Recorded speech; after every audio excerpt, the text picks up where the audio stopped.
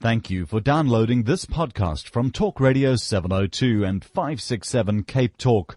For more podcasts and more information on your number one news and talk station, please visit 702.co.za or capetalk.co.za. Stand up for the law. Stand up for decency. Stand up for compassion. Stand up for respect. Stand up for your community. Stand up for your future. Stand up for South Africa. LeadSA.co.za. The Naked Scientist on Talk Radio 702 and 567 Cape Talk with Reedy Clubby. 28 minutes to 10 o'clock, and The Naked Scientist brought to you by the National Arts Festival, Grahamstown. 11 days of amazing from 30th of June. Chris, good morning. Welcome. Hello. Hi there. I have a question to ask you. I've got this big race coming on Sunday. I can't stop talking about it because it's the biggest event of my life every year. But obviously, I've been sick with a cold, and I've had people say, don't run, quit, and so on. But I've been given a clean bill of health, and I was told if it were flu, where I'm shivering and the temperature's high and I feel fatigued and all of that, that would be a problem. And then somebody else yesterday told me that they have a friend who was a doctor, and they went out for a jog when they were sick and came back home, and a couple of minutes later, they just collapsed and died. Does that happen when you have a flu or a cold, and what is that? Well, when you're unwell, one of the reasons you feel so unwell, and often your whole body feels unwell, but the virus is only in your respiratory tract, in your nose and throat, is because when you have the infection, the virus triggers the immune system to produce lots of chemicals that signal to other parts of the immune system to come to your nose and get rid of the virus infection. And these chemicals, called cytokines, including one family of them called interferons, have as a side effect making you feel awful. And the reason that they make you feel awful is to stop you doing stuff. Because fighting infection takes enormous amounts of resource. It's very energy hungry because you have to run a temperature. It's also very energy hungry because you have to make many, many millions of new cells, immune cells and cells in your nose and throat to replace those that are damaged by the virus. And you've also got to make lots of antibodies. These are proteins. So if you're running around trying to build up muscle and being very active, then you're stealing resources away from the part of the body that needs them most, the immune system, to defend you. And that's why it's a good idea when you feel unwell to listen to what your body's saying and take it easy. There's no direct reason why you should suddenly keel over if you've got a cold and you do some mild activity, because people are doing that all the time. It's likely every single one of us infected with something at any one time. But if you overdo it, it is putting a huge load on the body. And if you have, say, an underlying problem, some people might have a heart condition that they don't know they've got. And if you overload the system by increasing the demands on the body, then your heart demands are going to be higher than they would be normally, because your heart's trying to not only help you run around, but it's also trying to provide excess output for supporting the immune function. Then it could overload you in the sense that you'll disclose a problem you didn't know you had, and that can cause some people to have sudden death. And either things like a blood clot in a coronary artery causing a heart attack can do that. And in some people, it's just that their heart, when they speed up the rate too much, it can then go into an abnormal rhythm, and then they have sudden cardiac death. So there are things that can happen if you overdo it when you're not well, and you should listen to what your body tells you. Okay, thank you very much, Chris. Thank you. Let's talk about an attractive way to make magnets. What's that about? Sounds exciting. Oh, well, one of the aspects of magnetism is that we talk about magnetic substances being either ferromagnetic, in other words, like a piece of iron, you can turn them into a permanent magnet, so that if you pick the magnet up, you can then stick it onto things that are attracted to magnets. Another kind of magnetism is a concept called paramagnetism, and something that's paramagnetic will be attracted to or deviated by a magnetic field, but is not itself a magnet. And what scientists in Japan have managed to do, and they've published this week in the journal Science, this is Tomoteru Fukumura, who's at Tokyo University, an amazing discovery. They have managed to take a substance, in fact they use titanium dioxide, the white stuff, which you use to make paper white, actually, and paint. But by adding about 1 in 10 of the atoms, or substituting 1 in 10 of the atoms with cobalt, so they end up with a crystal made of titanium dioxide with 1 in 10 of the atoms being a cobalt atom, they get this bizarre substance, which, when you apply an electric voltage to it, goes from being a paramagnetic material, in other words, attracted to a magnet, to actually becoming a permanent magnet itself. And it's only a permanent magnet, temporarily, if you see the pun, because what's actually happening is that as soon as you take the voltage off again, the magnetic effect goes away. And it does this, amazingly, at room temperature, because people have managed to achieve a sort of similar feat before, but only at really low temperatures of about minus 270 degrees C, close to absolute zero. This works at room temperature. How it works, they say, is that when you put these cobalt atoms in, because cobalt atoms are themselves naturally magnetic, then the material behaves as a paramagnet. It will be attracted to a magnetic field. But when you put the electrons in, then the electrons make all of the spin of the electrons in the cobalt atoms all line up. And the electrons wander between the cobalt atoms in the material and help them all to align. And that means they then behave like the permanent ferromagnet that iron is and cobalt is. And so that's how you're able to switch between these two. And you might say, well, why is that important? Well, you could use something like that, a magnet that you can literally turn from one kind of magnet to another with a small amount of electricity permanently. You could use that as a tiny micro switch or a transistor. So it's a sort of step change in what we might be able to do electronically. But more importantly, for the here and now, what you can also do is use a magnetic substance to rotate the plane of polarized light. What that means is that if you had a filter in front of the substance that only let light in one direction go through it, and then you could turn the magnetic effect on and off, then you could very quickly turn the amplitude of a light source up and down or on and off. So you could use it as a really rapid way to put information into fibre optic cables, and that means that you could download the podcast of the Reedy Direco, or Reedy Clubby show with the Naked Scientist on a Friday morning much faster than you can at the moment. I think a lot of people would like that. You know that, Chris, we get emails literally now. Somebody's probably sending an email. Is the Naked Scientist available as a podcast? Breathe, breathe, breathe. Give Thomas an opportunity to eat his Kentucky Fried Chicken first, and then he puts the podcast together. But Chris, you said you used the term ferromagnetic material. What's ferromagnetic? Well, when people began to study magnetism, they thought that things that were made of iron only were magnetic. And so this term ferromagnetic came along, meaning containing iron, because iron has this special property that it is magnetic and it can be magnetized. What's actually going on, if you look at this at the molecular or atomic level, is that the electrons that go round the iron atoms have a concept called spin. And if you make all of the electrons around all of the atoms in a piece of iron spin in unison in the same direction, if you like, what that does is it creates the magnetic field. And in a piece of iron, if you do that under the right conditions, you can make that change permanently. And so something is called a ferromagnet.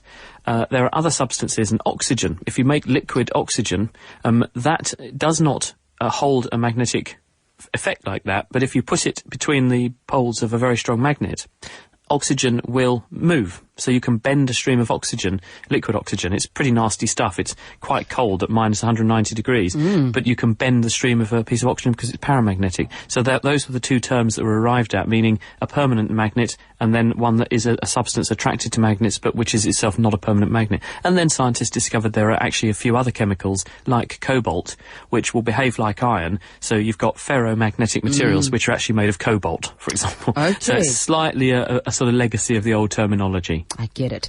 Now, I've got a question for you, and good luck in trying to answer it, Chris. What's round and measures a billionth of a millimeter?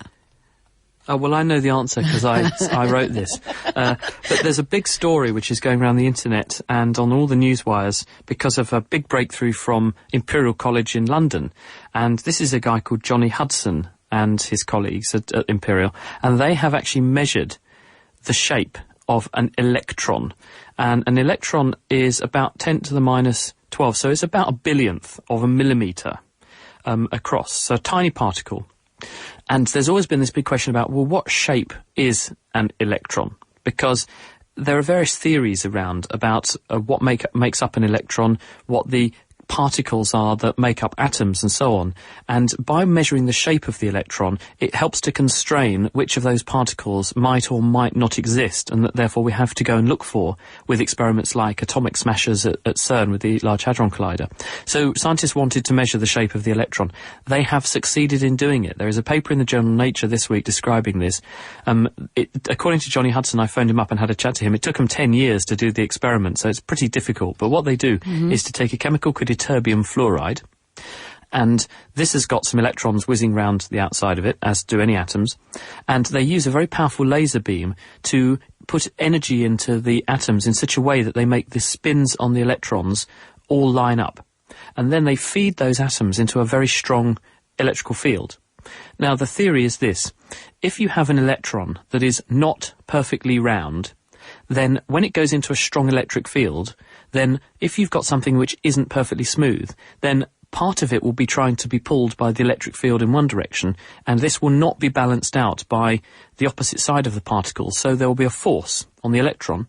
And if you apply a force to the electron, then you'll apply a force to the atom, and the atom will wobble a bit, and you'll be able to see that.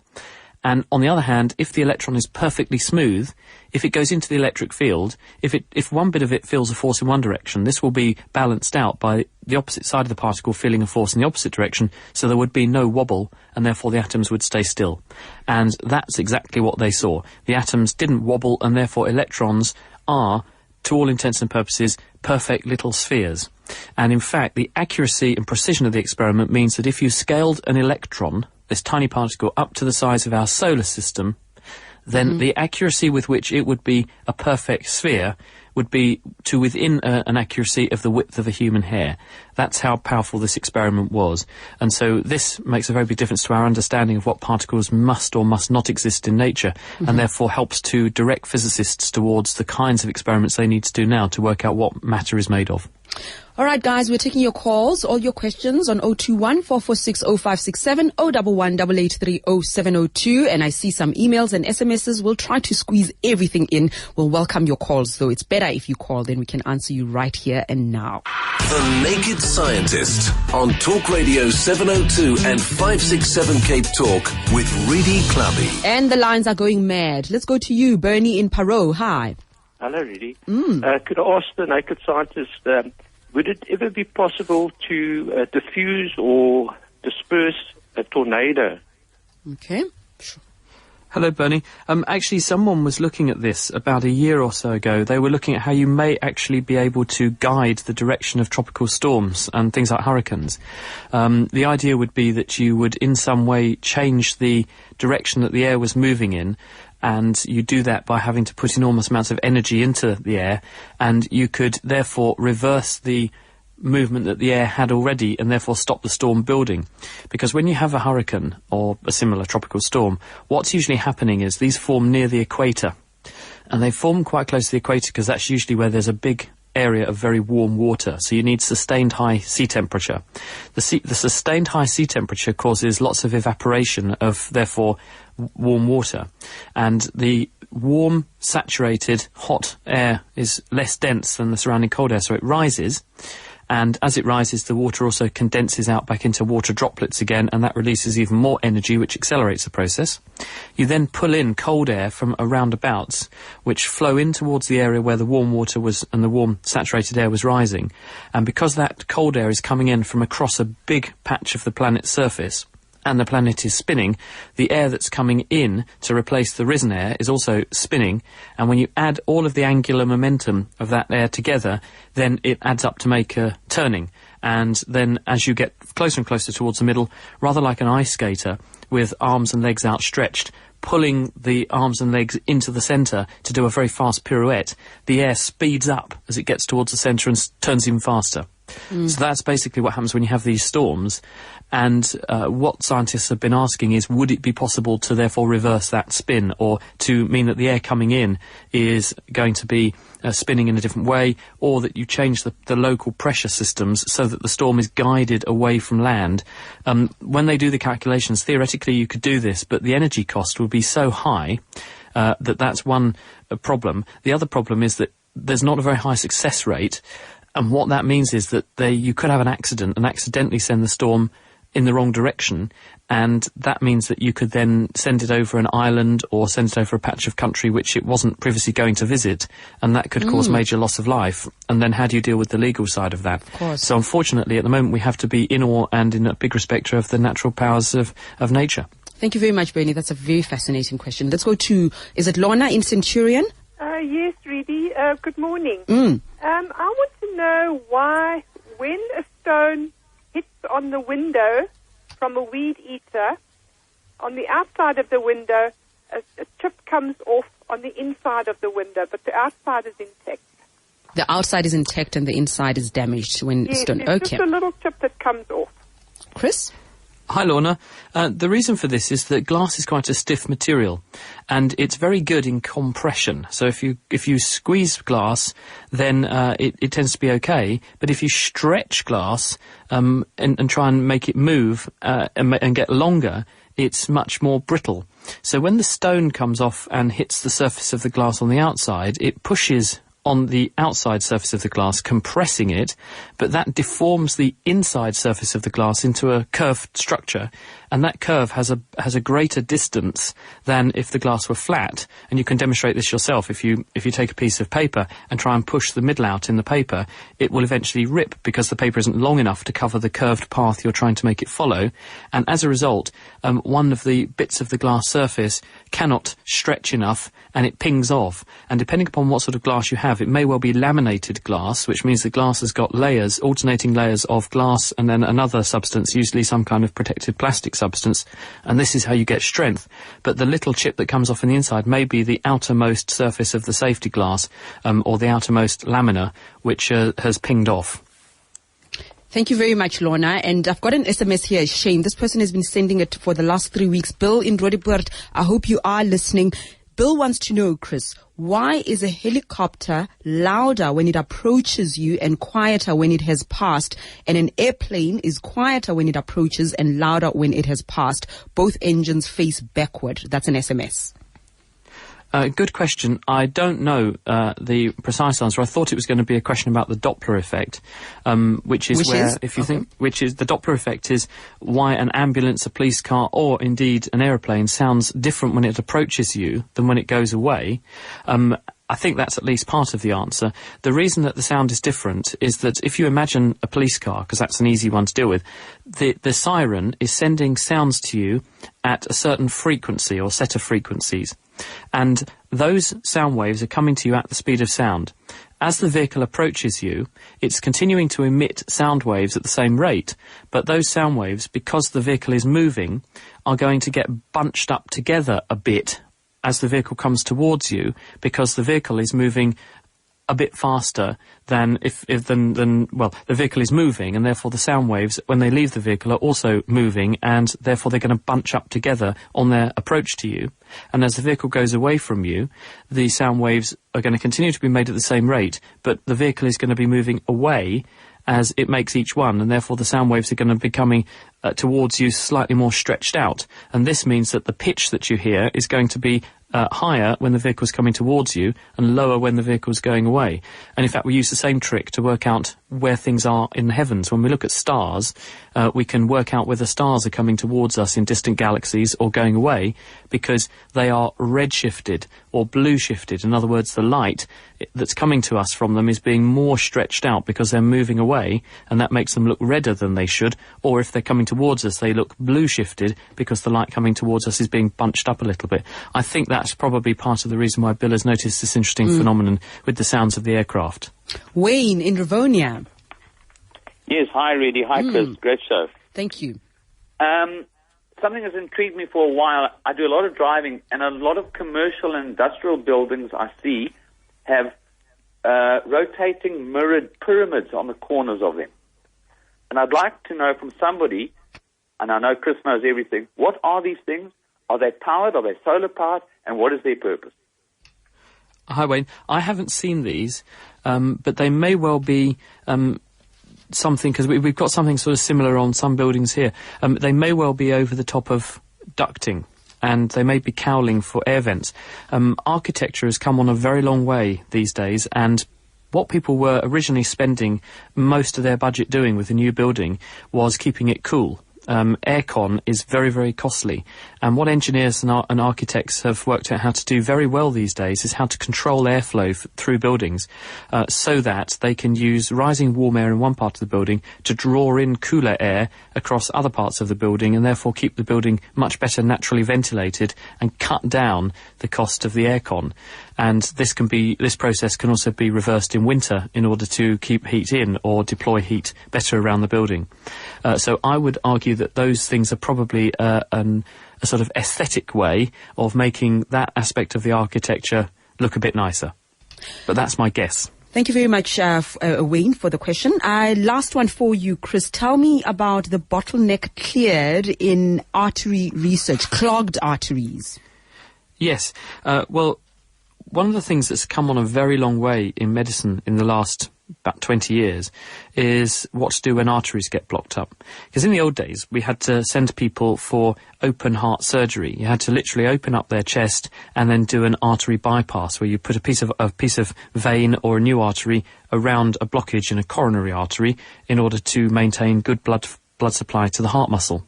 And that makes symptoms like angina better and prevents people having heart attacks. But all that's largely gone by the by, and those operations are much more rarely performed these days because cardiologists now deal with blocked arteries by threading a tiny probe up inside the artery and then blowing up a balloon inside the artery to open up the artery again, and then propping it open with a tiny metal cage called a stent. And that's proved very, very effective, that kind of treatment. But what it doesn't do is give us any information about which bits of the artery are at greatest risk of having a problem in future. Because the way in which we find the narrowed bits is by squirting dye down inside the artery and then looking at where the dye is with X-rays, which isn't ideal either because you're giving the patient a big dose of X-rays. This week, though, scientists in America at Harvard, and this is Farouk Jaffer and his colleagues, have published a paper in the journal Science Translational Medicine where they have found a new chemical that, ironically, we've actually been using in medicine for over 50 years, which will highlight very, very well where the most diseased and therefore most vulnerable patches of an artery are, and therefore where doctors need to focus their attention. This is a substance called indocyanin green, and it's clever because this substance binds to fatty material, so it very, very well exemplifies where an artery has a build-up of fatty material that might clog it. But also the chemical has what's called a near-infrared signature. So what you can do to detect it is that you put some near-infrared light inside the blood vessel in a little probe, and you look at where the infrared is being absorbed or re-emitted from, and that tells you where this chemical is, and that therefore tells you where the disease is in the wall of the artery with very high precision.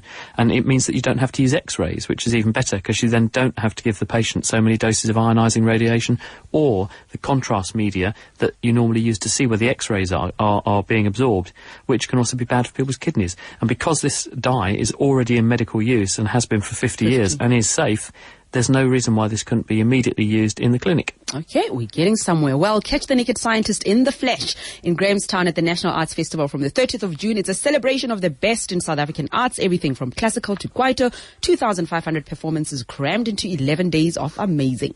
www.nationalartsfestival.co.za, and we all cannot wait. Chris, have a lovely weekend. And you, thank you everyone. Great questions. See you next time. Bye-bye.